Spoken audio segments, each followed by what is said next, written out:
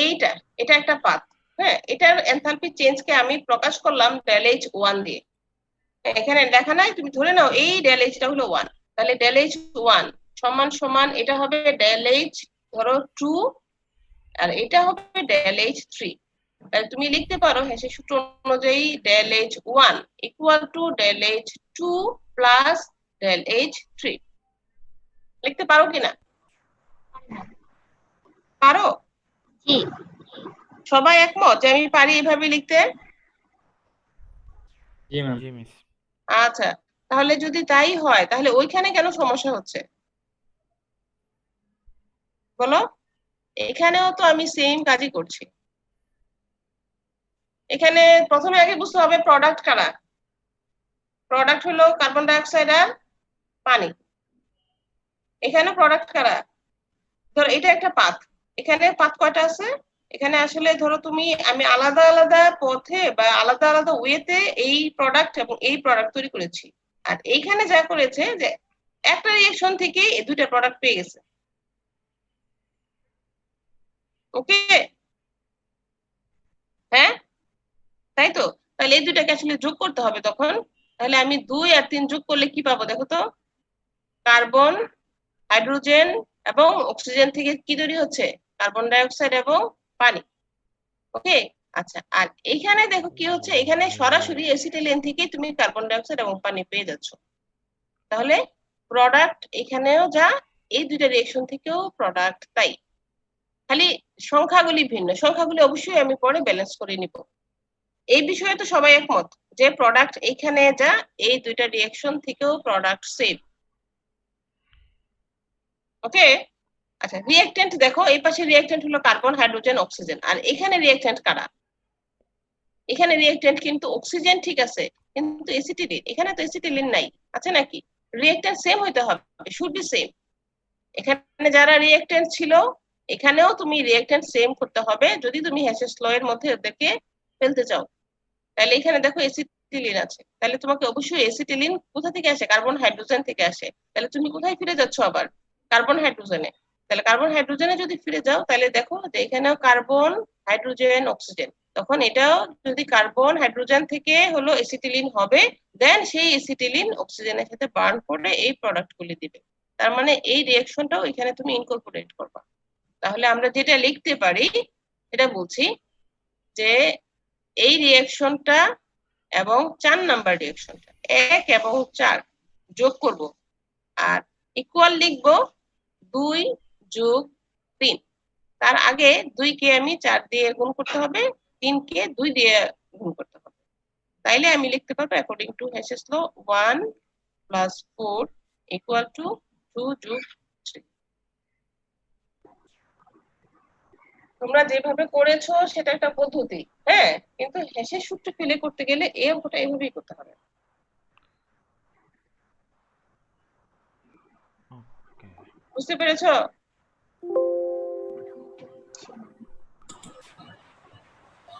জি miss.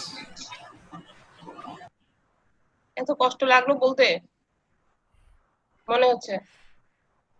হ্যাঁ, আচ্ছা, যাই হোক, আমি কয়েকটা প্রবলেম তোমাদেরকে দিব, তাহলে এগুলি তোমরা সলভ করলে আমার মনে হয় ক্লিয়ার হবে। এখন আমি তোমাদেরকে আবার বইয়ে আসতেছি, বইয়ে কি কি বাকি আছে দেখো, এটা পড়বা। এটা তো পড়িয়েছি। আচ্ছা, কিছু সংজ্ঞা পড়তে হবে।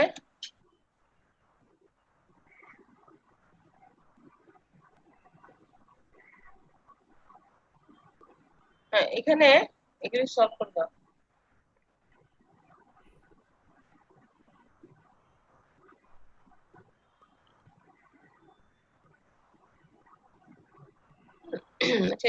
State Hess's law, explain with one example the usefulness of Hess's law in thermochemistry. তুমি থার্মোকেমিস্ট্রিতে হেসেস ল এর ব্যবহার কি করতে পারো?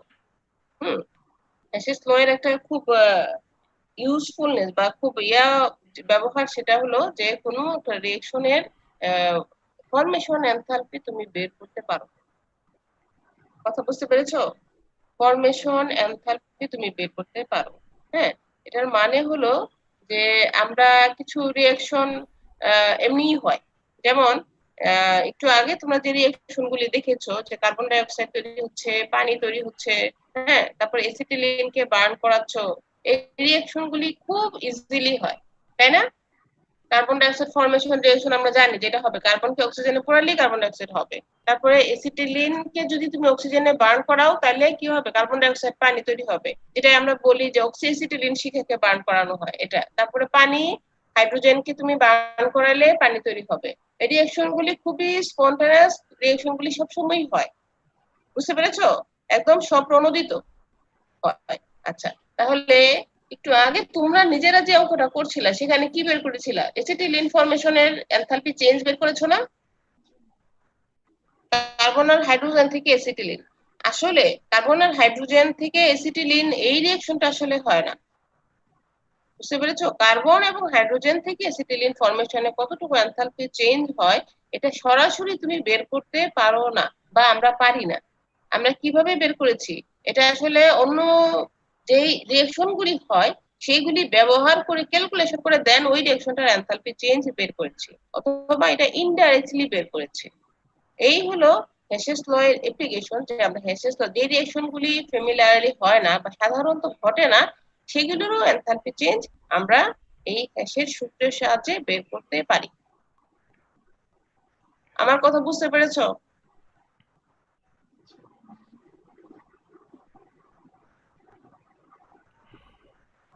আমার কথা বুঝতে পেরেছো নাকি বুঝো নাই? জি মিস। হ্যাঁ, তাহলে পরীক্ষায় এটা আসতে পারবা তো নাকি? আমি যাচ্ছি হেসেস ল কি এটা বলবা, তুমি কি বাইরে গেছিলা? এক্সপ্লেইন উইথ ওয়ান এক্সাম্পল না দ্য যাইতেছি না। Usefulness of Hess's law of একটা থেকে থার্মোকেমিস্ট্রি। একটা এই যে আর কিছুক্ষণ 10 মিনিট। আমরা আর এই 10 মিনিট। সূত্রটা, এই হেসে সূত্র, এই যে অঙ্কগুলি করি আসলে পারপাস কি, কি বের করতে চাই সেটাই বলছি, বুঝতে পেরেছো? হ্যাঁ, জি ম্যাম। যেই রিঅ্যাকশন গুলি ডিরেক্টলি সংঘটিত হয় না সেই রিঅ্যাকশন গুলি আমরা এই থার্মোকেমিস্ট্রি হেসেস ল ব্যবহার করে বের করতে পারি। তোমরা একটু আগে বের করলা না, তোমরা বের করলা তো, যে তোমরা বলছিলে যে কার্বন আর হাইড্রোজেন, দুইটা কার্বন একটা হাইড্রোজেন মিলে কি হয়, C2H2 হয়, এসিটিলিন ফরমেশন হয়, তাই তো? হ্যাঁ, আচ্ছা, তোমরা ওই এসিটিলিন ফরমেশনের বিভিন্ন রিঅ্যাকশন গুলি দেখবা, তোমরা তো ইন্টারমিডিয়েটে পড়ে আসছো এসিটিলিন কিভাবে তৈরি হয়, এসিটিলিন এথিলিন কিভাবে তৈরি হয়, ইথেন কিভাবে ফর্ম হয়। দেখবা কি রিঅ্যাকশন গুলি আসলে ভিন্ন ভিন্ন রিঅ্যাকশন, এলিমেন্ট থেকে রিঅ্যাকশন তৈরি হয় না, তাই না? তাহলে এলিমেন্ট থেকে কোনো রিঅ্যাকশন তৈরি হলে তার এনথালপি চেঞ্জ কিভাবে বের করতে পারবো? আমরা এই যে ইকুয়েশন একটু আগে ব্যবহার করলাম, এই ইকুয়েশন থেকে এলিমেন্ট থেকে কোনো কম্পাউন্ড তৈরি করতে গেলে তাদের ইয়াগুলি বের করতে পারি। এসিটিলিন এইভাবে তুমি তৈরি করতে পারবে না, কার্বন এবং হাইড্রোজেন থেকে তৈরি করা যায় না, কিন্তু এখানে আমরা ইকুয়েশন ব্যবহার করে ইনডাইরেক্টলি বের করতে পারছি, বুঝতে পেরেছো? এখন বলতে পারো যে হ্যাঁ ম্যাডাম, যদি রিঅ্যাকশন এইভাবে না হয়, হ্যাঁ রিঅ্যাকশন গুলি হচ্ছে না, তাহলে আমরা বের করে লাভ কি? আসলে বের করে লাভ যেটা সেটা হলো যে এই প্রোডাক্ট গুলির স্টেবিলিটি নিয়ে, যে কম্পাউন্ডটা তুমি তৈরি করলা তার স্টেবিলিটি নিয়ে একটা ধারণা তুমি পাইতে পারো, বুঝতে পেরেছো? সেই জন্য আসলে এই ক্যালকুলেশন গুলি করা হয়। আচ্ছা, এখানে আরো একটা প্রবলেম দেওয়া আছে, এটার উত্তরটা বলো তো তোমরা। Which is the more negative quantity at 25°C? Enthalpy of formation for H2O liquid or enthalpy of formation of H2O gas? কোনটার নেগেটিভ কোয়ান্টিটি বেশি হবে?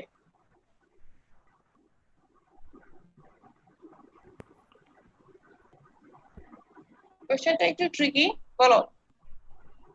H2O লিকুইডের জন্য এনথালপি অফ ফরমেশন কত হবে, আর হচ্ছে enthalpy of formation of H2O গ্যাসের জন্য কত হবে?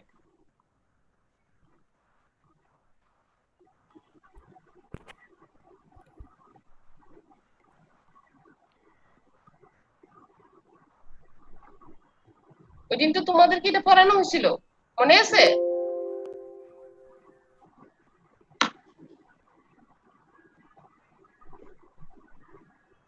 আমাকে শুনতে পাচ্ছ?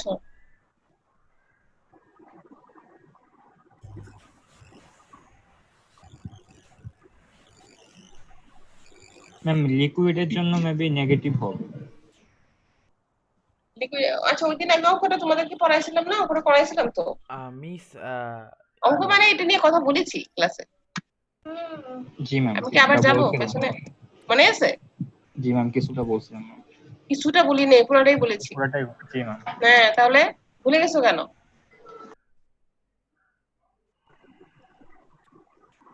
এটা তো ওই দিন তোমাদেরকে সুন্দর করে দেখাই দিলাম। এই যে এখানে থার্মোকেমিক্যাল ইকুয়েশনে ছিল।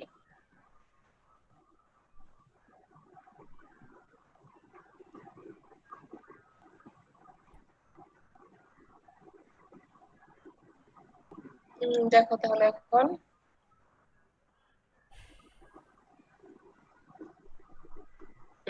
আচ্ছা এইটা ছিল। তাহলে এনথালপি অফ ফরমেশন, যদি তুমি লিকুইড লেখো, হাইড্রোজেন এবং অক্সিজেন হবে না? রিঅ্যাকশন ইকুয়েশনটা লেখো তো, হাইড্রোজেন অক্সিজেন, তাই তো? হাইড্রোজেন হবে গ্যাস, অক্সিজেন হবে গ্যাস, তৈরি হবে H2O, তারপরে ব্র্যাকেটে হবে L। কত হবে তখন এটার ভ্যালু? সবাই যার যার খাতায় লেখো। লিখেছো? একটা হাইড্রোজেন হাফ অক্সিজেন তৈরি হবে H2OL, তাহলে ডেল H কত হবে? এনথালপি অফ ফরমেশন কত হবে?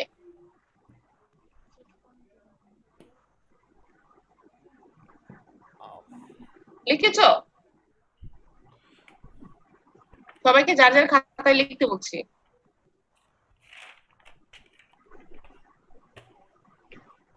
লিখেছো? ফারহান